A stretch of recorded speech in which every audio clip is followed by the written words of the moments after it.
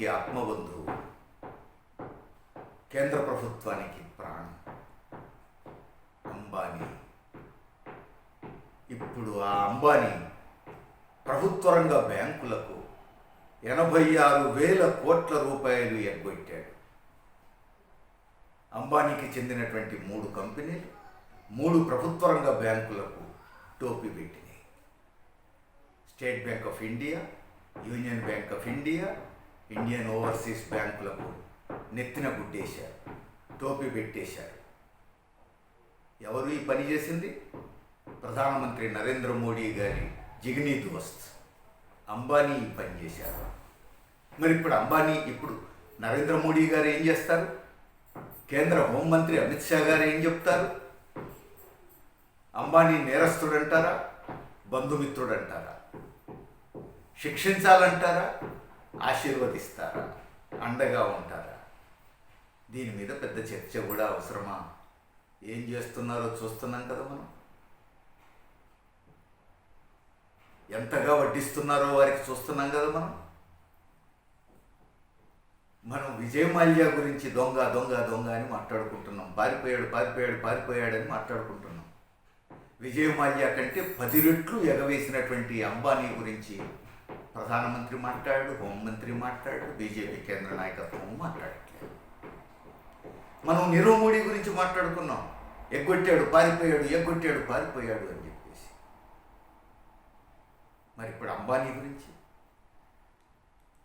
ఆశ్చర్యకరంగా నీరవ్ మోడీ గురించి, విజయ్ మాల్యా గురించి హెడ్డింగులు పెట్టినటువంటి పత్రికలు అంబానీ గురించి మాత్రం చాలా పరిమితంగా మాట్లాడుతున్నాయి. ఇక ప్రధాని అమిత్ షా లాంటి వాళ్ళు అయితే నోరు విప్పట్లేదు. ఏం జరుగుతున్నది అసలు దేశంలో? ఒకవైపు 86,000 కోట్ల రూపాయలు ఎగ్గొడతాడు, ప్రభుత్వ రంగ బ్యాంకుల్ని నిలువునా ముంచేస్తారు అంబానీ. అలాంటి అంబానీ కోసం, అదానీ కోసం వడ్డించిన విస్తరిలాగా దేశంలో రైతాంగాన్ని కొల్లగొట్టడానికి వీలుగా 3 వ్యవసాయ చట్టాలు చేసి ఇప్పుడు అంబానీలను, అదానీలను ప్రధానమంత్రి ఆశీర్వదిస్తున్నారు. ఎటుపోతుంది దేశం? మనం ఇప్పుడు జాగ్రత్తగా వెనక్కి తిరిగి చూస్తే మనకు అర్థమైంది అసలు మోడీ ఎవరి వైపు నిలబడుతున్నారు, ప్రధానమంత్రి ఎవరి కోసం నిలబడుతున్నారు. మనం చూసాం విజయ్ మాల్యా ఇక్కడ ప్రభుత్వ రంగ బ్యాంకులకు టోపీ పెట్టి ఉన్నట్టుండి 2016లో జంప్ పారిపోయారు. ఎవరి విజయ్ మాల్యా? ఈ విజయ్ మాల్యా పెద్ద వ్యాపారస్తులు అంటున్నారు. పెద్ద వ్యాపారస్తులు చాలామంది ఉన్నారు. కానీ ఈయన పెద్ద వ్యాపారస్తుడు మాత్రమే కాదు. 2010లో బీజేపీ మద్దతుతో కర్ణాటక నుంచి పార్లమెంటు సభ్యులుగా ఎన్నికయ్యారు ఆయన. రాజ్యసభకి ఎంపీగా ఎన్నికయ్యారు ఆయన. బీజేపీ మద్దతుతో ఎంపీ అయ్యారు ఆయన 2010లో. మరి 2016లో ఎందుకు పారిపోయారు? బ్యాంకులకు టోపీ పెట్టి పారిపోయారు. 1,000 కోట్ల రూపాయలు ప్రభుత్వ రంగ బ్యాంకుల్ని నిలువునా ముంచి పారిపోయారు. పారిపోయినటువంటి విజయ్ మాల్యా ఎక్కడ తేలారు? బ్రిటన్లో తేలారు. అక్కడ హ్యాపీగా క్రికెట్ మ్యాచ్ చూస్తూ ఆనందిస్తున్నారు. క్రికెట్ మ్యాచ్ చూస్తూ ఆనందిస్తున్నటువంటి విజయ్ మాల్యాను అక్కడ ఉన్నటువంటి భారతీయులే భరించలేకపోయారు. చోర్ చోర్ చోర్ అని చెప్పేసి నినాదాలు ఇచ్చారు. సిగ్గుతో, అవమాన భారంతో తలవంచుకొని ఆయన బయటికి వెళ్ళిపోవాల్సి వచ్చింది. కానీ మన ప్రభుత్వం మాత్రం సకల మర్యాదలతో ఇక్కడి నుంచి పారిపోవడానికి అవకాశాలు కల్పించింది. ఏం జరుగుతున్నది? బ్రిటన్లో మీడియా ప్రతినిధులు నిలదీసి అడిగారు విజయ్ మాల్యా, ఎందుకు ఈ పనికి తెగబడ్డారు మీరు? ఎందుకు ఈ దారుణంగా ప్రభుత్వ రంగ బ్యాంకుల్ని నిలువునా ముంచేసి పారిపోయి వచ్చారు అని అంటే ఆయన కోపం వచ్చింది, అభిమానం తన్నుకొచ్చింది. నేను పారిపోయి రావడం ఏమిటి? నేను తప్పించుకుని రావడం ఏమిటి? బాజాప్తా రాచమర్యాదలతో రాజమార్గంలోనే వచ్చానన్నట్టుగా చెప్పుకున్నాడు ఆయన. సాక్షాత్తు కేంద్ర ఫైనాన్స్ మినిస్టర్ అరుణ్ జైట్లీతో నేను మాట్లాడిన తర్వాతనే వచ్చానన్నాడు ఆయన. మీడియాతో చెప్పాడు. అంటే కేంద్ర ఆర్థిక మంత్రితో కలిసి మాట్లాడుకొని తప్పించుకొని పారిపోవడానికి అవసరమైనటువంటి ఫెసిలిటీస్ అన్నీ కేంద్ర ప్రభుత్వం ఏర్పాటు చేసినట్ట. ఇప్పుడు ప్రధానమంత్రి సమాధానం చెప్పాలి. పాపం ఇప్పుడు సమాధానం చెప్పడానికి అరుణ్ జైట్లీ లేరు. కానీ ప్రధానమంత్రి ఆనాటికి ఈనాటికి ఆయన మాత్రం నోరు విప్పరు. హోంమంత్రి అమిత్ షా గారి అండర్ గ్రౌండ్ ఎత్తుగడలు, తెరచాటున ఎత్తుగడలే తప్ప తెర ముందు విషయాల మీద ఆయన నోరు విప్పరు, ఆయన మాట్లాడరు. అంతేకాదు, విజయ్ మాల్యానే కాదు, ఇప్పుడు కేంద్ర బీజేపీకి, కేంద్ర ప్రభుత్వానికి, మోడీ ప్రభుత్వానికి అత్యంత ఆప్తులు. నీరవ్ మోడీ సంగతి ఏమిటి? నీరవ్ మోడీ ఉన్నట్టుండి వన్ ఫైన్ మార్నింగ్ పేపర్లలో హెడ్డింగ్ వార్తలు వచ్చినాయి. పారిపోయాడు, పారిపోయాడు, చోర్ చోర్ అని చెప్పేసి వార్తలు వచ్చినాయి. 24 గంటలు తిరగలేదు. ఎక్కడ తేలాడైనా? దావోస్ అంతర్జాతీయ ఆర్థిక వ్యవహారాల సదస్సులో తేలాడు. ఎవరి సరసన? సాక్షాత్తు ప్రధానమంత్రి నరేంద్ర మోడీ సరసన వేదిక మీద తేలాడు. పెద్ద పెద్ద ప్రపంచ స్థాయి వ్యాపారులతో మోడీ దిగినటువంటి ఫోటోలో ఆ బృందంలో నీరవ్ మోడీ కూడా ఉన్నాడు.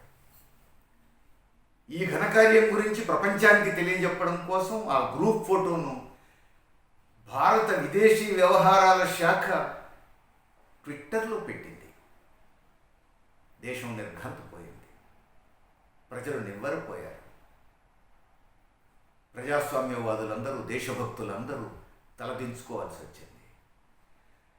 ఇక్కడ ఈ ప్రభుత్వ బ్యాంకుల్ని మోసం చేసి ఇక్కడి నుంచి దొంగతనంగా పారిపోయినటువంటి నీరవ్ మోడీ దావోస్లో ప్రధానమంత్రి సరసన తేలడం ఏమిటి అనే ప్రశ్న వచ్చింది. తీవ్రమైనటువంటి విమర్శలను ఎదుర్కోవాల్సి వచ్చింది. ఈ విమర్శలన్నీ చూసిన తర్వాత నాలుగు ఖర్చుకున్నటువంటి విదేశీ వ్యవహారాల మంత్రిత్వ శాఖ అబ్బెబ్బే అసలు దావోస్లో ప్రధాని నరేంద్ర మోడీని ఈయన కలవనే లేదు అని చెప్పేసి బుకాయించడం మొదలుపెట్టింది. ఆశ్చర్యంగా లేదు?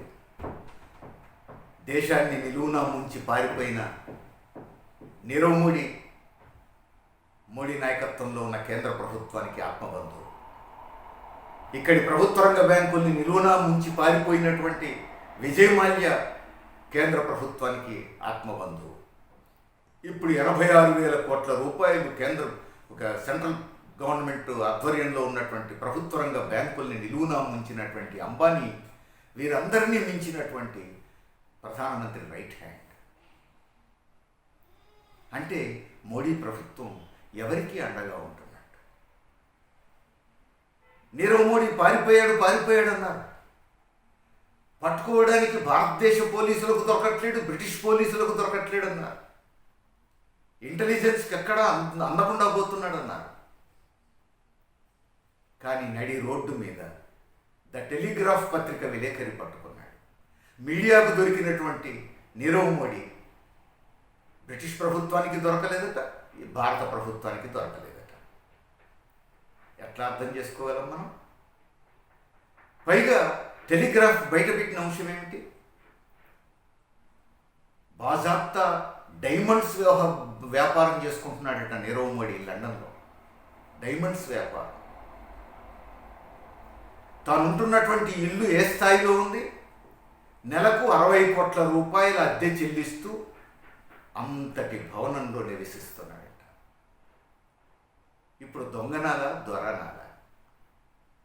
పారిపోయాడనాలా, ప్రపంచ కుబేరుడుగా అక్కడ వ్యాపారాలు చేసుకుంటున్నాడనాలా? మీడియాకు కూడా దొరికిన వ్యక్తి మోడీ ప్రభుత్వానికి ఎందుకు దొరకలేదు? ఆచూకీ దొరకలేదా, లేదా అక్కడ వీరే దాచిపెట్టారా? ఇవన్నీ ప్రశ్నలే కదా. పైగా నీరవ్ మోడీ కూడా ముందు కేంద్ర ప్రభుత్వాన్ని కలిసే పోయానంటున్నాడు. అరుణ్ జైట్లీని కలిసిన తర్వాతనే పోయానని చెప్పి అంటున్నాడు. అసలు అదేమిటో? పారిపోయిన దొంగలందరూ ముందు కేంద్ర ఆర్థిక మంత్రిని కలిసిపోవడం ఏమిటో మనకు అర్థం కావట్లేదు. ఆ పోయిన వాళ్ళు ఆ తర్వాత ప్రభుత్వానికి దొరకకపోవడం ఏమిటో మనకు అర్థం కావట్లేదు. అయితే వాళ్ళు పారిపోయారు. అంబానీ పారిపోవాల్సిన అవసరం కూడా లేకుండా ఇక్కడనే సకల మర్యాదలతో వర్ధిల్లగలుగుతున్నారు కదా. ఇక్కడ నేరస్తుడిగా చూడడం కాదు, దేశంలో మొత్తం రైతాంగాన్ని కొల్లగొట్టడానికి వడ్డించిన విస్తరిలాగా అన్నీ అంబానీలకు అదానీలకు అప్పచెప్తున్నారుగా మోడీ. రైతులను నిర్బంధిస్తూ రైతు ఉద్యమాన్ని అణిచివేస్తూ 3 వ్యవసాయ చట్టాలు తెచ్చి అంబానీకి సమర్పించుకుంటున్నారు. చూస్తున్నాం మనం. ఎటుపోతున్నది భారతదేశం? కేంద్ర ప్రభుత్వం ఏం చేయదలుచుకున్నది ఈ దేశాన్ని? ఇవన్నీ మనం పరిశీలించాల్సినటువంటి అవసరం. ఉన్నట్టుండి అంబానీ అదానీలు 20కి పైగా వ్యవసాయ సంబంధిత కంపెనీలను రిజిస్టర్ చేశారు. ఎందుకు రిజిస్టర్ చేస్తున్నారో ఎవరికి అర్థం కాలేదు. ఈ వ్యవసాయ సంబంధిత కంపెనీలు రిజిస్టర్ అయినాయో లేదో 3 వ్యవసాయ చట్టాలు రానే వచ్చినాయి. సరిగ్గా 3 వ్యవసాయ చట్టాలకు ఈ 20కి పైగా వచ్చినటువంటి అంబానీ అదానీల వ్యవసాయ సంబంధిత కంపెనీలకు సంబంధం కనపడుతోంది. అంటే అంబానీల కోసం అదానీల కోసం చట్టాలు వచ్చినాయి. వ్యవసాయ రంగాన్ని కొల్లగొట్టడం కోసం వీళ్ళు కంపెనీలు రిజిస్టర్ చేసుకొచ్చున్నారు. ఎంత డ్రామాటిక్గా ఉంది. ఇప్పుడే కాదు, దీనికంటే ముందే యుద్ధ విమానాల కుంభకోణం చూసాం మనం.